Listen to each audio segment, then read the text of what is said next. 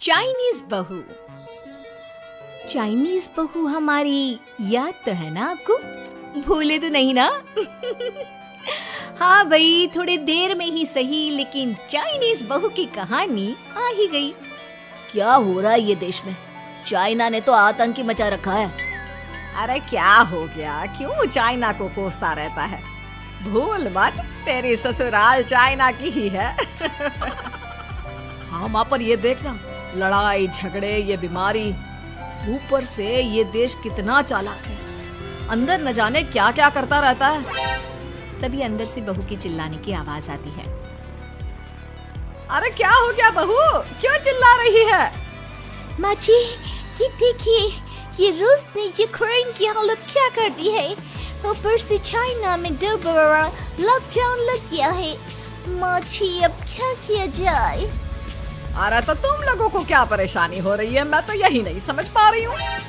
वो क्या है ना माँ, हम लोग चाइना जाने की सोच रहे थे, सांगसू के भाई की शादी है। तो क्या? अरे कौन सा उन लोगों के यहाँ भाई घोड़ी चढ़ता है जो बहन काजल लगा कर नेक लगी। माँ जी, उसकी आंखें बहुत छोटी छोटी है, उसमें या तो पुतली रह सकती है या काजल। साले की पुतली निकाल कर काजल लगा दो, अंधा कहीं का। क्या क्या बोले तुम मेरे भाई के बारे में? अरे नहीं नहीं बहू, वो तो बोल रहा था कि तुझे नेग मिल जाएगा। है, बहन है ना तू उसकी। नहीं नहीं माँ जी, मैं सब समझती, ये मेरे भाई का मजाक बनाते रहते। कितना सीधा है मेरा भाई, बिल्कुल छिपकली जैसा। नहीं नहीं बहू, सीधा गाय जैसा होता है। सही पकड़े हैं माँ जी। हाँ, तो मेरे भाई की शादी है, मैं चाइना जरूर जाऊंगी। तभी एक पड़ोसन आ जाती है।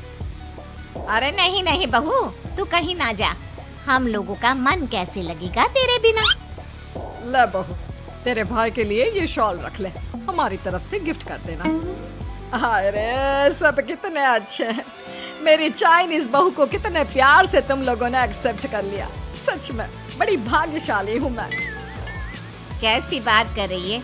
ये तो हम लोगों के देश की खूबसूरती है कि हर किसी को दिल से अपना लेते हैं, बस वो भी दिल से हमें अपना समझे। कैसी बात कर रही हैं आंटी जी?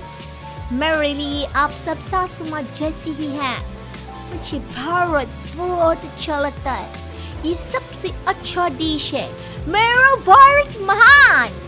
वैसे भी लड़के की शादी जहाँ होती है, वो तो वहीं की हो जाती है ना। जी तेरे बहू सही बोल रही है, औरत तो होती ही पानी की तरह है, जो जहाँ जैसे रखे वैसी ही शेप ले लेती है। आंटी जी, ये थोड़ा सा ज्यादा हो गया, समझ नहीं आया। नो प्रॉब्लम, मैं चाय बना कर लाती हूँ।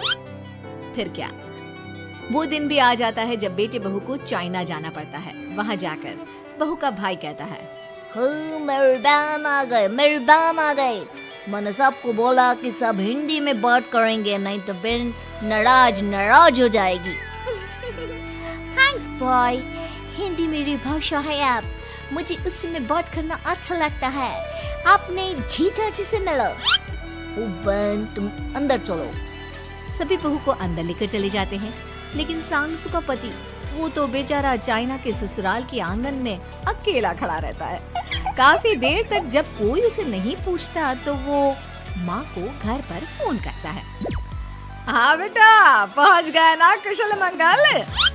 हाँ माँ, लेकिन सांगसू पता नहीं कहाँ है, वो तो अंदर गई है तब से बाहर आई ही नहीं। अरे कैसी बात कर रहा है, तो तू अंदर चला जा, तू बाहर क्यों है?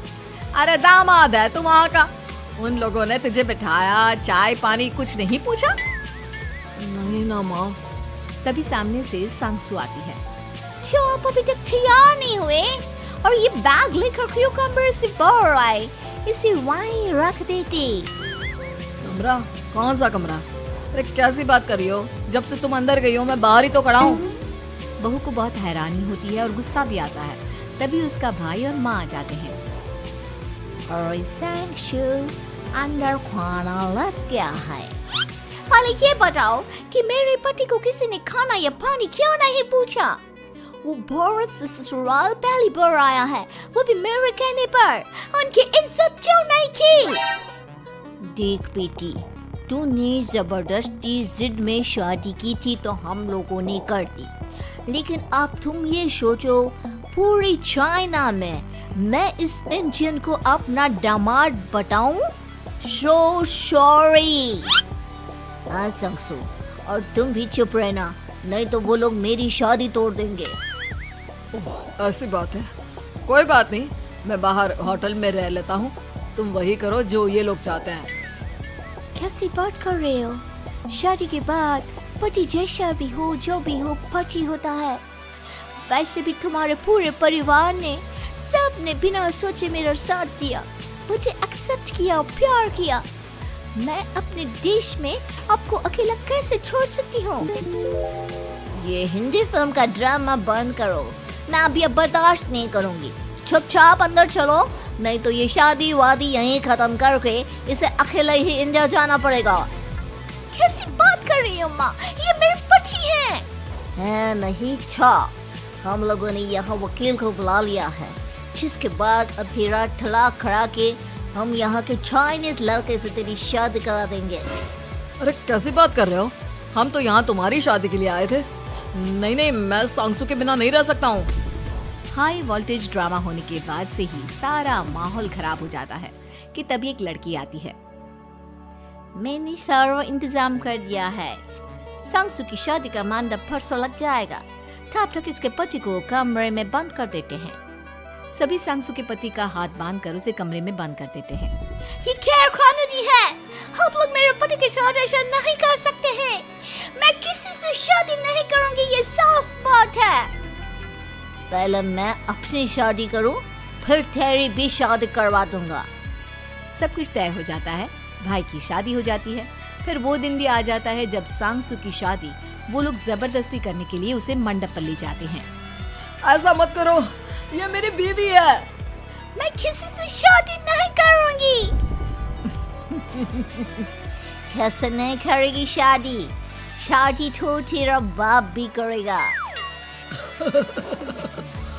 हो, मैं करूंगा शादी। प्लीज कोई मेरी शादी किसी अच्छा औरत से करवा दे। चुप, बिल्कुल चुप। फिर माँ सांसू और उसके पति से कहती है, तुम लोगों का बच्चा मेरी कैद में है। अगर तुम लोगों ने कोई भी होशियारी की तो मैं इस बच्चे को मार दूंगी। दोनों माँ का रूप देखकर हैरान हो जाते हैं। बच्चे की खातिर दोनों शांत हो जाते हैं और शादी की रस्में शुरू हो जाती है कि तभी सांसू की सास पुलिस के साथ आ जाती है। माँ, सरसू माँ आ गई, मेरी माँ आ गई। माँ प्लीज हम लोगों को बचाकर वापस ले चलो। पुलिस सभी को गिरफ्तार कर लेती है। बेटी के बच्चे को मारने की धमकी तो कोई चुड़ैल ही दे सकती है। अरे तो ये चुड़ैल ही तो है। ये सही बोल रहे हैं, ये औरत किसी चुड़ैल से कम नहीं है। तभी उन लोगों का बच्चा भी आकर सांसू के गले लग जाता है। माँ, तू सही समय पर आ गई, लेकिन तुझे कैसे पता चला कि यहाँ ये सब हो रहा है? बेटा, ये चाइनीज लोग ना होते ही धोखेबाज हैं। इन लोगों पर मुझे भरोसा नहीं था, इसलिए मैंने तेरे फोन को हमेशा के लिए मेरे फोन से अटैच कर दिया था, जिससे तेरे आसपास होने वाली सारी बात मैं सुनती रहूं।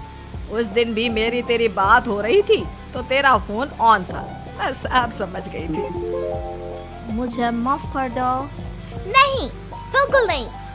चलिए माँ जी, इंडिया वापस चलते हैं। आज के बाद मैं यहाँ कभी नहीं आऊंगी।